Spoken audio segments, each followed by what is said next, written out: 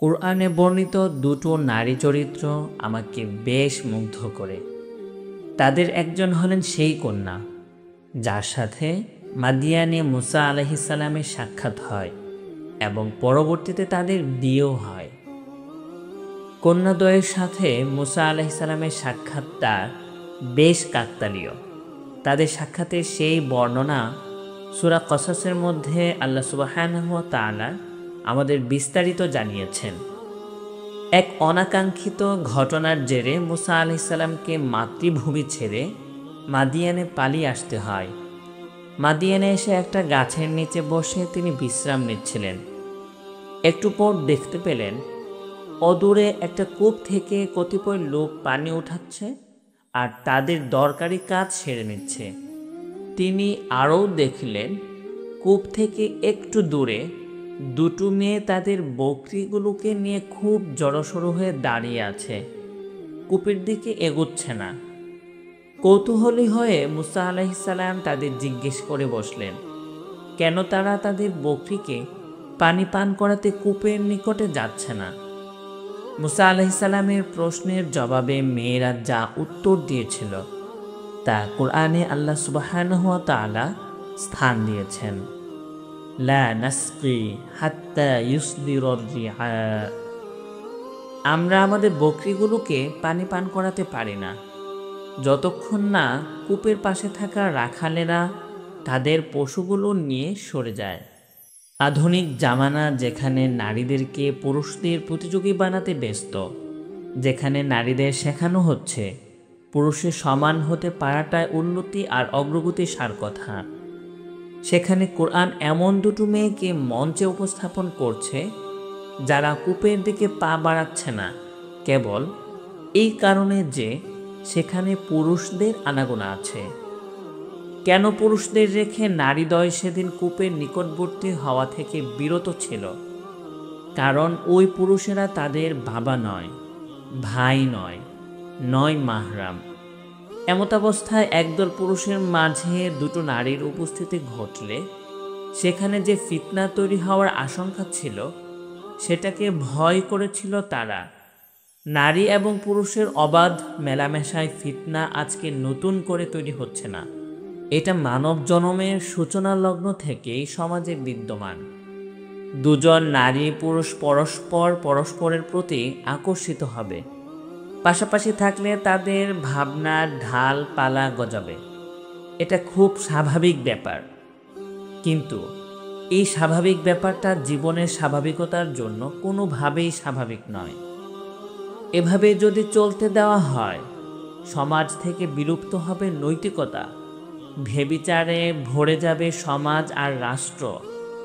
যে সমাজ এমন স্বাভাবিকতাকে প্রশ্রয় দেয় সেই সমাজ দিন শেষে আবর্জনার জঞ্জাল বই আর কিছু নয়। ঠিক এই কারণে ইসলাম বিবাহের বিধান রেখেছে, তবে এটুকু করে ইসলাম দায় সারেনি।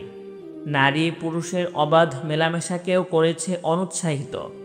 নারী এবং পুরুষ উভয়ের জন্য সীমানা নির্ধারণ করেছে যে কোন কোন নারী আর পুরুষের সামনে আসতে পারবে আর কার কার সামনে সে যেতে পারবে না। যেতে হলে কোন উপায়ে যেতে হবে তার উপায়ও বাতলি দিয়েছে। মাদিয়ানের ওই নারীদল এই ফিতনাটাকে ভয় করেছিল।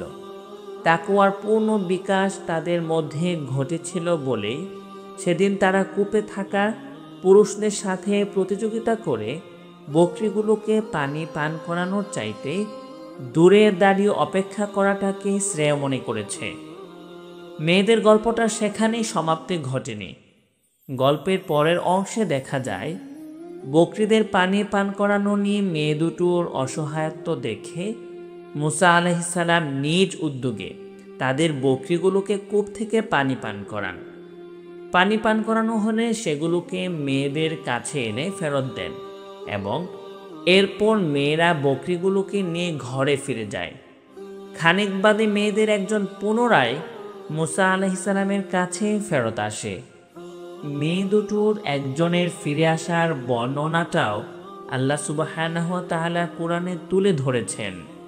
ফাজাআতহু ইহদাহুমা তামশি আলা ইসতিহইয়া ক্বালাত ইন্না আবি ইয়াদউকা লিয়াজজিয়াকা আজরমা সাকাইতা লানা। অতঃপর নারীদ্বয়ের একজন সলজ্জ পদে তার কাছে এসে বলল, আমার আব্বা আপনাকে ডাকছেন। আপনি আমাদের বকরিগুলোকে পানি খাইয়েছেন, তাই আব্বা আপনাকে এর বিনিময় দিতে চান।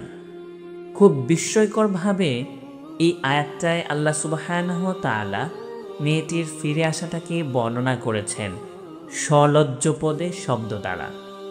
কোরআন আল্লাহ সুবহানাহু ওয়া তাআলার নাজিল করা সর্বশ্রেষ্ঠ আসমানি গ্রন্থ। এখানে এমন একটা শব্দ, এমন একটা অক্ষরও নেই যেটা অদরকারি, অপ্রয়োজনীয় কিংবা অতিরিক্ত। কোরআন যখন কোনো শব্দকে আলাদাভাবে ভাষ্য করে, সেটা তখন কোনোভাবে কাকতালীয় নয়। তার পেছনে একটা গূঢ় রহস্য, একটা ভাবনার খোরাকি নিশ্চিত নিহিত রয়েছে। ভাবুন তো, পৃথিবীর সূচনা লগ্ন থেকে শুরু করে ওই দিন পর্যন্ত কত অসংখ্য অগণিত ঘটনা ঘটেছে ইতিহাসে, তাই না?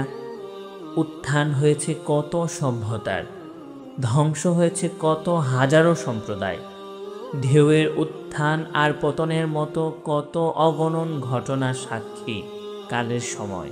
কিন্তু কোরআন তার সবটাকে আমাদের সামনে বর্ণনা করেনি।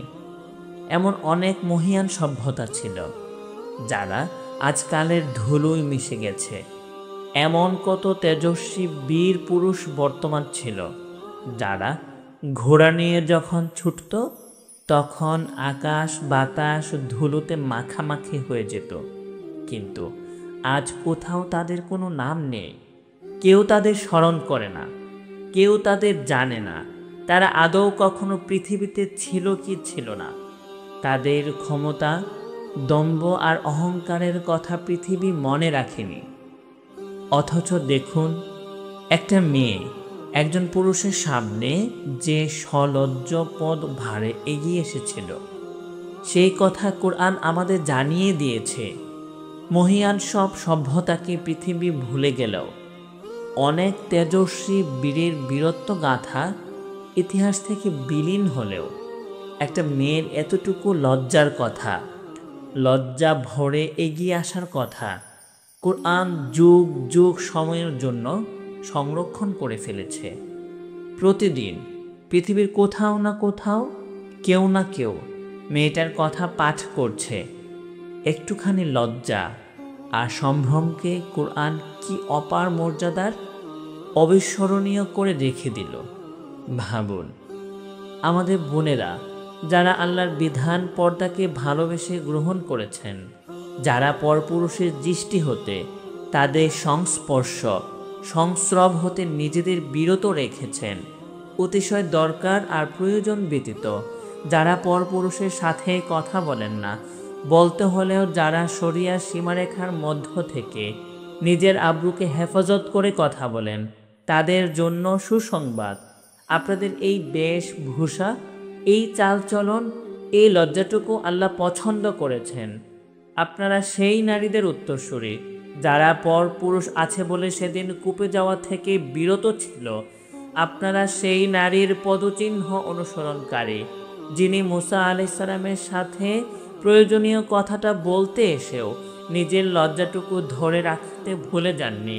সমাজ যতই আপনাদের অন্ধকারের বাসিন্দা বলুক, আমরা তো জানি প্রকৃত আলোর সন্ধানটা আপনারা পেয়ে গেছেন। আপনাদের অভিনন্দন।